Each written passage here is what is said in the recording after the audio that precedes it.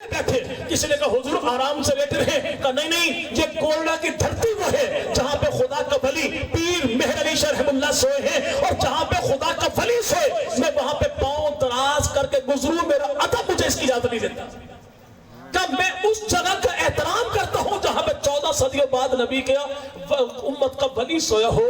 تو میرے بھائی جہاں پہ اس امت کے محسنین سوئے ہو وہ کتنے قابل احترام ہے۔ مصر فتح ہو گیا سیدنا امیر معاویہ کے دور میں، پتہ یہ لگا یہ مصر کا وہ علاقہ ہے کہ نبی پاک کا بیٹا حضرت ابراہیم کی اماں سیدہ ماریہ، جو میرے بھائی مومنین کی ماں ہے سیدہ ماریہ، ان کے بطن سے ساری اولاد سیدہ خدیجہ الکبریٰ کے بطن سے محبوب پیغمبر کی 4 بیٹیاں، سیدہ زینب، سیدہ رقیہ، سیدہ ام کلثوم، سیدہ فاطمہ، 4 بیٹیاں میرے محبوب پیغمبر کی، جناب قاسم، جناب عبداللہ جن کا لقب طاہر و طیب ہے، یہ بیٹے میرے محبوب پیغمبر کے، یہ ساری اولاد سیدہ خدیجہ کے بطن سے اللہ نے مدنی کریم کو عطا فرمائی، لیکن ایک بیٹا وہ ہے جو سیدہ خدیجہ کے بطن سے نہیں، اماں ماریہ کے بطن سے ہے۔ ان کا تعلق مصر کی دھرتی سے تھا۔ جب مصر فتح ہو گیا پتہ یہ لگا یہ علاقہ پیغمبر کے سسرال کا ہے، تو امیر معاویہ کا لوگوں سنو، جس دھرتی کی خاتون ہمارے پیغمبر کے حرم کا حصہ بنی ہو، ہم اس دھرتی کے لوگوں کو اپنا غلام نہیں بنائیں گے۔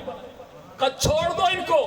پوچھا کیوں؟ کہ نسبت جو نبی کے سسرال کے ساتھ ہے، نسبت جو نبی پاک صلی اللہ علیہ وسلم کے رشتہ داروں کے ساتھ ہے، یعنی جب بھی جہاں بھی جو ملے تعلق ہمارے محسن کے ساتھ ہو، ہم نے اس کا احترام کرنا ہے۔ یہی وجہ ہے سیدنا عبداللہ بن عمر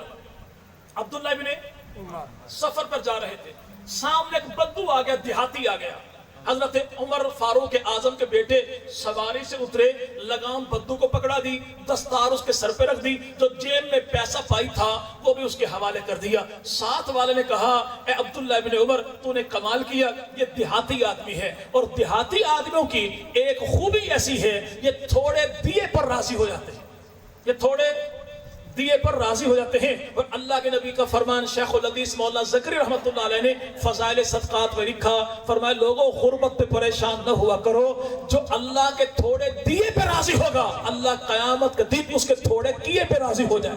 سبحان اللہ۔ اس غربت کا بدلہ اللہ قیامت کے دن عطا فرما دیں گے۔ تو امام الانبیاء مدنی کریم صلی اللہ علیہ وسلم کی نسبت کو دیکھا تو امیر معاویہ نے ان قیدیوں کو چھوڑ دیا۔ عبداللہ ابن عمر نے جب یہ سب کچھ دیا، ساتھ والے کا کمال کرتے ہیں، آپ نے سب کچھ دے دیا۔ عبداللہ ابن عمر کہتے ہیں میں نے اللہ کے نبی کی زبان سے فرمان یہ سنا کہ ماں باپ کے مر جانے کے بعد جب تم ماں باپ کے تعلق والوں کا احترام کرو گے تو اللہ اس کے صدقے تمہارے والدین کے درجات کو بلند فرما دے گا۔ ہمارے ہاں جو لوگ آئے نا تعزیت کرنے کے لیے، اور یہ یاد رکھے گا میرے بھائی، تعزیہ، عزا، تعزیت، اس کے میں نے سینہ کو بھی نہیں ہے، سر میں خاک ڈالنا نہیں ہے، سینہ میرے بھائی پیٹنا نہیں ہے، اس کا معنی کالے کپڑے پہننا بھی نہیں ہے، بلکہ عربی زبان کا لفظ اس کے معنی کیا ہے؟ حوصلہ بڑھانا، ہمت دینا، ڈھارس بندھانا۔ رلانے کو تعزیت نہیں کہتے بلکہ حوصلہ بڑھانے کو تعزیت کہتے ہیں۔ بھائی حوصلہ کر، جو تیرے ساتھ ہوا کوئی انوکھا تھوڑا ہی ہوا، دنیا میں جو آیا اس نے نہیں جانا، حوصلہ اس کو دینا، اسے تعزیت کہتے ہیں۔ ہمارے ہاں جب تک اگلے کی چیخیں نہ نکلوا لی جائیں، کہتے تعزیت کا مزہ ہی کوئی نہیں ہے۔ سب سے پہلا جملہ کیا ہوگا؟ آپ کے ابا حضور چلے گئے، اب تو رحمت والا دروازہ بند ہو گیا، اب تو برکتیں اٹھ گئی۔ اس میں کوئی شک نہیں ہے کہ والدین کا وجود بہت بڑی برکت ہے، کوئی انکار نہیں۔ والدین کچھ بھی نہ کریں، گھر کے آنگن میں ان کا بیٹھنا ہی خدا کے سب بہت بڑی دولت ہے۔ لیکن ہم نے جس نبی کا دامن پکڑا ہے، اس نبی نے دنیا کے کسی میدان میں ہمیں لاوارث نہیں چھوڑا۔ اللہ کے نبی سے سوال کیا گیا یا رسول اللہ جس کے 2 بچے فوت ہو جائیں، فرمایا قیامت کے دن وہ بچے شفاعت کریں گے، اللہ قبول کرے گا، ان کے ماں باپ کو معاف کر دے گا۔ صحابی رسول نے پوچھا یا رسول اللہ جس کا 1 بچہ فوت ہوا ہو، فرمایا وہ شفاعت کرے گا، اللہ قبول کرے گا، ماں باپ کو معاف کر دے گا۔ صحابی رسول اٹھے، عرض کی یا رسول اللہ اللہ نے جس کو نعمت اولاد دی نہ ہو، جس کو اللہ نے اولاد دی نہ ہو، جس کو میٹھا پھلیہ دیا نہ ہو، اس کا کیا بنے گا؟ مدنی کریم نے وہ جواب ارشاد فرمایا کہ جن کی اولاد اولاد کوئی نہیں، خدا کی قسم وہ بے اولادی کا دکھ بھول جائیں گے۔ مدنی کریم یہ فرماتے ہیں جس کے 2 بچے فوت ہوں وہ شفاعت کریں گے، اللہ قبول کرے گا، ماں باپ کو معاف کر دے گا۔ جس کا 1 بچہ فوت ہو اللہ اس کی شفاعت کو قبول کرے گا، ماں باپ کو معاف کر دے گا۔ اور فرمایا جس کی اولاد کوئی نہیں، قیامت کے دن اس پہ اولاد امتی کی میں محمد خود شفاعت کروں گا صلی اللہ ہو۔ اب جو کہ اماں چلی گئی، ابا چلے گئے، رحمت برکت والا دروازہ بند ہو گیا، تو ہمارے نبی نے ہمیں لاوارث نہیں چھوڑا، اللہ کے نبی نے چابی عطا فرما دی۔ فرمایا باپ کے جانے کے بعد اس کے تعلق والوں کا احترام کرنا۔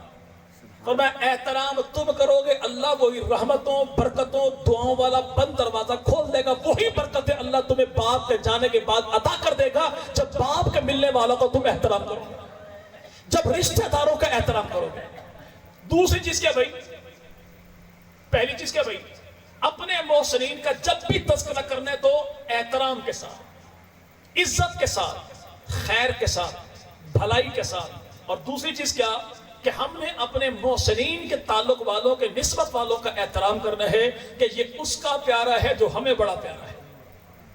تیسری چیز کیا، آخری بات اور بات میری ختم، کہ جانے والے ہمارے محسن جس دین کے شعبے میں کام کر کے گئے ان کے جانے کے بعد ہم نے دین کے اس شعبے کو چھوڑنا نہیں ہے۔ اللہ کے نبی دنیا سے پردہ فرما رہے تھے، لشکر اسامہ کو اللہ کے نبی روانہ فرما رہے تھے۔ محبوب پیغمبر نے دنیا میں جو آخری کام اجتماعی طور پہ حکومتی سطح پہ کی ہے وہ کیا؟ لشکر اسامہ کی روانگی کی۔ اور جناب ابو بکر صدیق نے خلافت سنبھالنے کے بعد سب سے پہلا کام کیا تو کیا؟